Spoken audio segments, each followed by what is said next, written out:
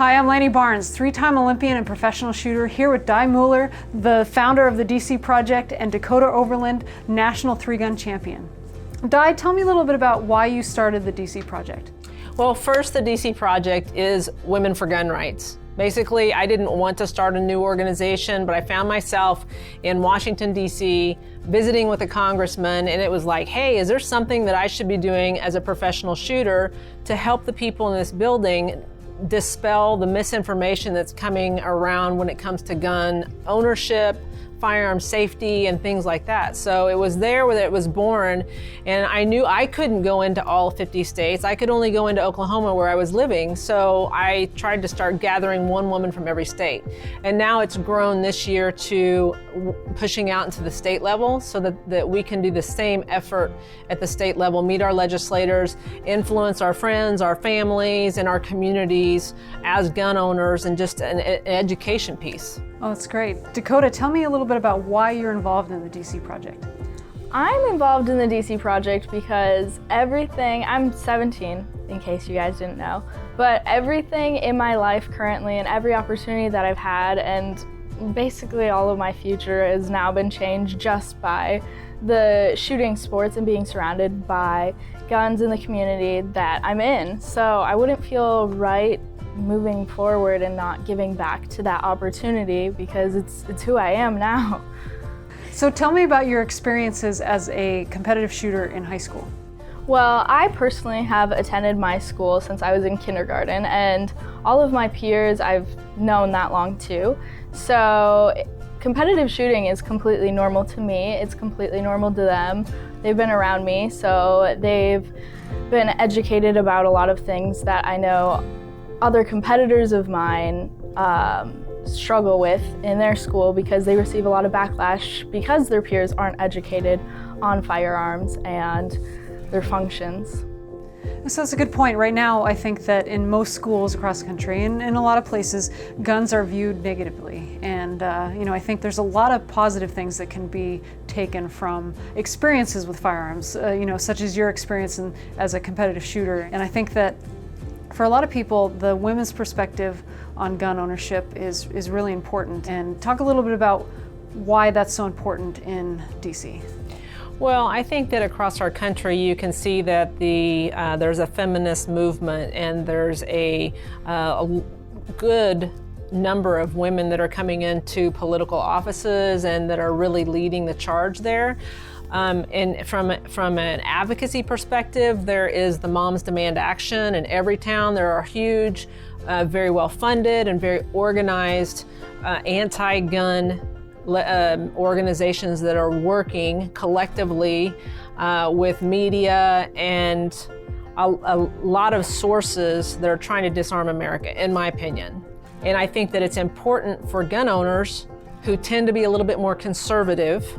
I think that it's important for us to be heard and to be seen as gun owners, because if concealed carry, it really works against us because 100% of us could have guns, but nobody knows it. So our way of life, we have to start talking about it. And if moms and women and feminism is going to be the way, it's really up to us in the firearms industry and our community to speak out and to be a counter voice to the anti-gun thing. And the teal color that we use, the educate, not legislate, it's a counter visual to the red shirts of Moms Demand Action. And it's really important for us to speak up.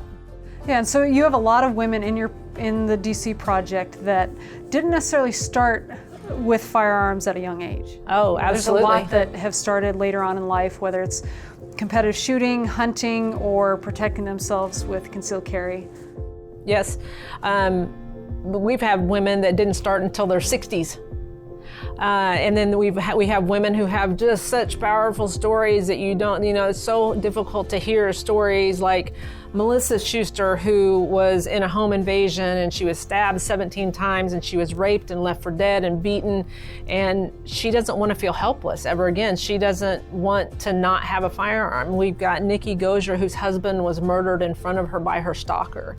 And she had a firearms, but the gun-free zone that was supposed to protect her and her husband, it disarmed her because she was the law-abiding citizen, and then her stalker came in and murdered her husband in front of everybody in the restaurant. And one of your mottos for the DC Project is gun rights or women rights. Right. It baffles me how anybody that pushes women and wants women to be equal doesn't see that the gun is the great equalizer, that the firearms can actually help me, because we are smaller, we are less equipped against a violent attacker. There might be outnumber us. I can't imagine living my life without a firearm. And I'm not scared. I just know that I have a chance. A lot of people think that gun owners are shooting off rounds here and there, and I think that part of the education aspect with the DC Project and just teaching people more about how to safely handle firearms in general is really important. So tell me some of the programs that exist across the United States that help portray this message. Oh my gosh. Honestly, I can hear in my head the anti-gunners crying to Congress and putting signs out on the yard about do something, you have to do something. And I'm sitting over here in the corner going, excuse me, the firearms industry is doing something. We are leading the way when it comes to firearms safety and education. So I don't know why we can't work together, because we both want the same thing. One life unjustifiably taken is too many. And why don't we talk about getting our kids educated with Eddie Eagle? Why don't we talk about Kids Safe Foundation, suicide prevention? 2/3 of gun-related deaths are suicides. So why aren't we focused on the mental health aspect of why people are taking their own lives? So what are some of those programs? You mentioned Eddie Eagle. Eddie Eagle, Kids Safe Foundation, Walk the Talk America is a suicide prevention. Hold My Guns is a suicide prevention program. There are tons. National Shooting Sports Foundation is a great place to start looking for ranges, for programs. We also do a lot when it comes to making sure firearms don't get in the wrong hands. National Shooting Sports Foundation has a program called Don't Lie for the Other Guy, and it's an educational program that if you're a prohibitive purchaser, that I shouldn't buy a gun for you.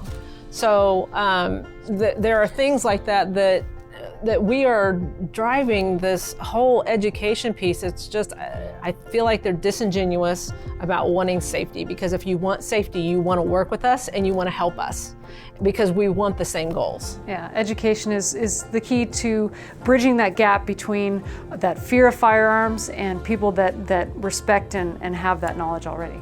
How many times have we been to a class and taught somebody that was a first-time firearms owner? I had a lady take me by the shoulders and go, "You have changed my life."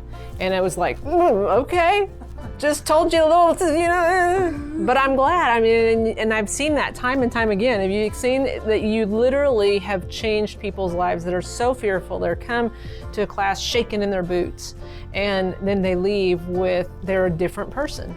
Yeah, there's a lot of confidence that definitely comes with learning how to shoot. I taught a class, and it was with 2 ladies from California, which obviously they're not nearly as exposed to guns as everybody else, or quite as often.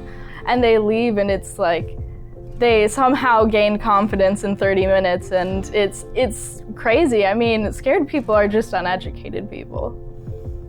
I think a lot of times when people fear something, it's easier to just never get that experience with that thing. Stay away from it completely, ignore it, hope the problem goes away. And that's the misinformation that the anti-gun people thrive on. And that's what allows them to exist, is because they keep telling people how scary it is and how they shouldn't touch it, and that Elmer Fudd shouldn't have a gun, and that you can't wear a gun. They're taking it out of being normal, and they're making people more ignorant so that they can keep them scared and keep them on their side. And when all it takes is a little hurdle of education to squash that fear. A lot of people say that guns take lives. What would you say to that? There's a lot of attention given to gun deaths. And the number is between 35 and 40,000 a year. 2/3 of those are suicide, but nobody ever talks about the saves. Even on the conservative side, they're talking about 100,000 saves, up to 2 million, because people don't need to use their firearm. They don't need to fire their firearm in order to protect themselves. There's a lot of times just having it on them or brandishing it solves the problem. So it's really difficult to find that number of how many actual saves there are, but it's exponentially more than lives taken. So I feel like if you're going to be honest about it, you should at least look at both sides of the figures of what firearms do for America. So what you're saying is firearms protect lives. I don't carry a firearm to take a life. I carry a firearm to protect a life, and I'm worth protecting. There's people that don't think that they're worth protecting, but maybe they think that their child is worth protecting. So I will protect me and mine. So tell everybody about where they can find information on the DC Project. Sure. Anybody can join the DC Project. It's free. They can go to dcproject.info/join and sign up. You can sign up for a newsletter, you can sign up to volunteer, or you can just donate to the effort. Check it out at dcproject.info.